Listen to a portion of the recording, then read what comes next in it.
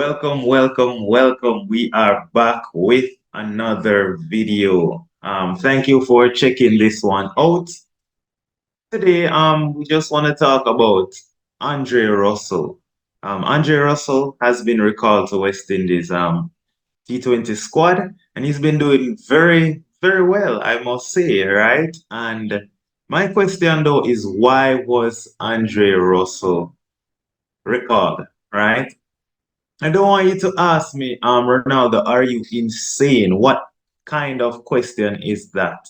And the reason why I ask this is because we have to first state what the problem is, and then we have to state also, are we actually solving the problem that we were trying to fix by recalling Andre Russell? Right? So just hear me out, please. Just take these 10 minutes, 12 minutes, whatever the case may be, and hear what I have to say. So, first thing we have to look at was how did Andre Russell get back into the West Indies setup? The first thing Darren Sammy had said to Russell that, listen, Dre, you need to put in some performance in CPL. Yes, as you can see on the screen here, yes, Russell, we know that with the ball, you're one of the very best in the region, all right? Also, with the bat, we know how destructive you can be. We've seen that. But they told Russell, all of this history that you've seen on the screen don't matter. We want you to do it this CPL 2023, right? So last CPL, that is. Now, Russell in the first 6 games was terrific with the ball. He took 11 wickets, averaging 13, strike rate below 10. So basically, every 1.5 over, Russell was getting a wicket. Russell was tremendous. And so his CPL performance with the ball is what fast-tracked him back into West Indies squad. So remember what I just said, his CPL performance with the what? With the ball, because with the bat, Russell did absolutely. He didn't do anything really. I mean, there was a couple of, flashes here and there, 20 yard, 30 yard, but there was nothing significant that Russell did with the bat that would have warranted a recall. So in the first 6 games, I just want to put it in perspective. West, West Indies, we are always searching for a bowler that's going to take wickets in the power play, and Russell was doing just that. The 3 for 33, 3 for 13 versus Barbados was exceptional. Getting rid of Kyle Mayer, swinging the ball, getting rid of Rakeem Cornwall, Alec Athanas, almost had Jason Ola. It should have been 4 for 13. But yeah, Russell was very good in CPL, especially with the new ball. And so when you look at the squad that played against India, right?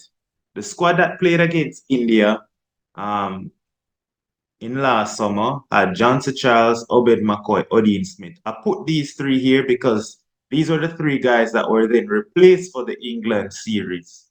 So Johnson Charles, a batter, being replaced by a batter. He was replaced by Shafane Rutherford. Odean Smith, he is the one that was replaced by Andre Russell. Obed McCoy, he was replaced by Matthew Ford. Of course, it's the two additional names because we ended up playing 17 players in that England series. But we're not getting into that. We're focusing on Andre Russell replacing Odean Smith. Now, what was Odean Smith's primary role in the squad? He was a bowling all-rounder. He was a what? Bowling all-rounder. That was Odean Smith's primary objective. So when Russell first came back in the squad, he made the squad primarily to do what? Bowl. His batting, yes, if it comes off, it comes off, but he made the squad primarily as a bowler. So now, upon Russell's return to the squad, Russell won down at the screen here. Remember, he won man of the match on his T20 return to West Indies. West Indies decided to bowl against England, bowl them out for 170 yards. England got off to a flyer, but Andre Russell took 3 for 19 on his return. And then I think he hit a quick fiery 30 to finish off the game. But I want us to remember Russell came back as a what? Mainly as a bowler. He batted at number 8. Russell batted where? At number 8. Russell, Holder, Hossain, and Jason Holder. They were playing like the 4 frontline bowlers, right? Russell was batting at 8. Kid you not. Russell came back basically to bowl his 4 overs playing as a frontline bowler based on his CPL performances. So if you look at this series, his bowling average was below 30 and his strike rate 16. Exceptional. The only thing was his economy. And his economy took a bit of a battering because of the second T20 where he went, I think, none for 67 or something like that. He was also the leading wicket taker for West Indies in that series with 7 wickets, right? So only Adil Rashid, I think, was above him in terms of wickets. Russell was exceptional with the ball. And with the bat, yes, he had a good series with the bat, but again, Russell came back mainly as a bowling all-rounder. Now, since his T20 return, look at this. Is Russell really our premier bowling all-rounder, or is Russell our premier batting all-rounder? And if Russell has reverted to our premier batting all-rounder, then the issue of getting Russell back as a premier bowling all-rounder means now we're gonna need definitely a 6 bowling option. Because if we fast forward to the ILT20 where Russell left the England series to go play ILT20, look at his batting now. His batting has taken off. Russell is hitting sixes left, right, and center. I heard a stat in one of the game where Russell was hitting a 6 every 4.5 deliveries. So basically, every 5 ball that goes to him, Russell is smashing a 6. Strike rate 228, the second highest in the ILT20, and the highest for any player who batted in more than 5 innings. And he's just been tremendous with the bat. With the ball, he's been okay. I say okay because bowling average above 30. That's not so good in T20.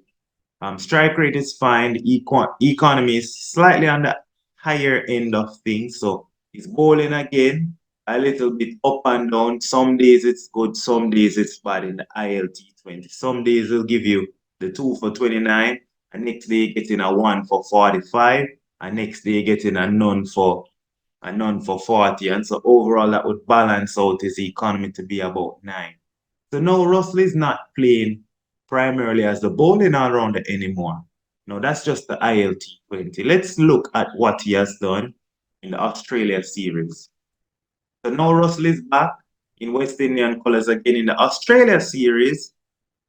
109 runs, best of 71, and that came in 29 deliveries, smashing 6 all about the place. Strike rate 231, better than Glenn Maxwell, better than David Warner. Andre Russell, the beast is back.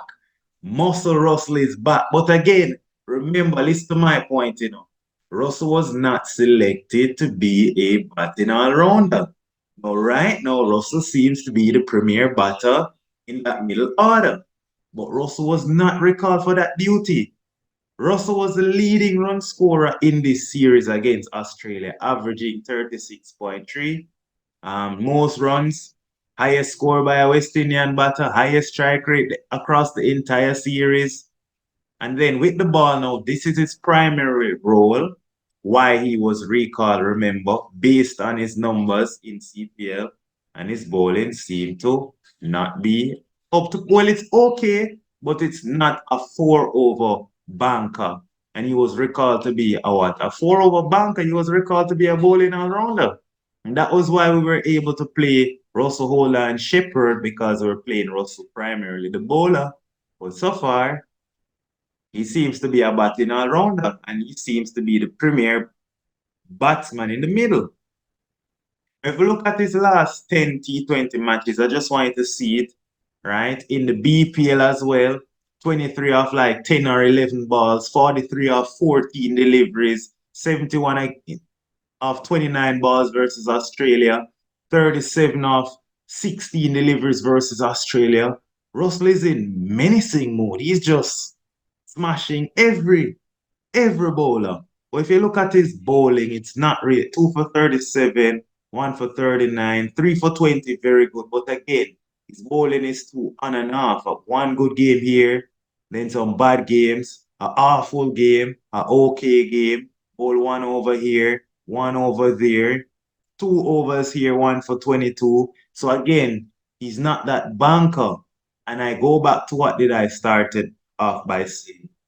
Why was Russell recalled to West Indies T20 squad? He was recalled based on selection to be a bowling all-rounder. All right.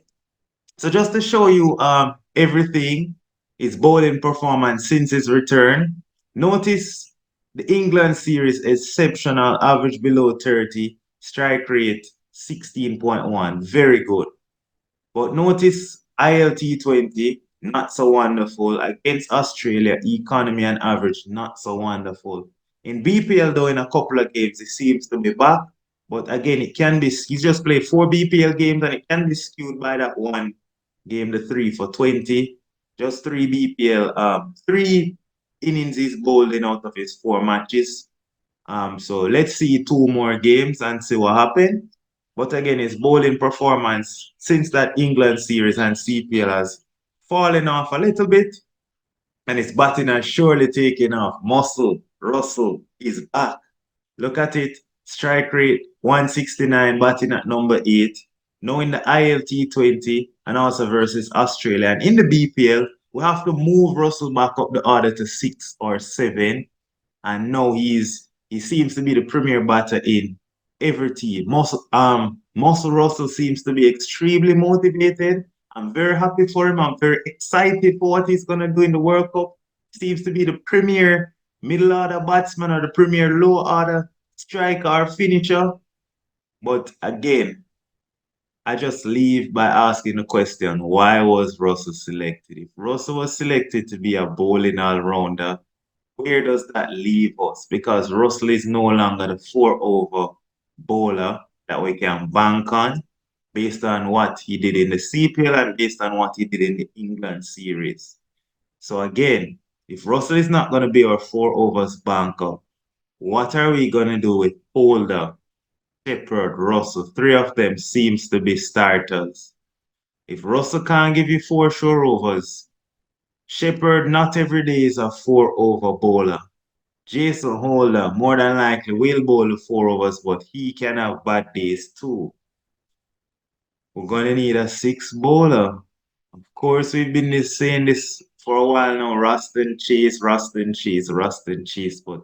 if Russell is no longer the premier bowling all-rounder, if he's playing as a premier batting all-rounder, why was Russell recalled? And if he's gonna be shifted to premier batting all-rounder, what are we gonna do regarding to the 6? What are we gonna do regarding to the 6 bowling option? And also, finally, I may add, Alzari Joseph is our premier fast bowler, right? No, Alzari, if Russell is no longer the bowling all rounder, Alzari may need then another partner as an expert seamer. How do we fit in Alzari and another seamer to go alongside these 3 all-rounders with our spinner? Akilo say. And then if there's a situation where we want 2 express seamers and the 2 spinner, with Russell no longer being the premier bowling all-rounder, how do we even get that as a possibility to get in Moti and Hussein, right?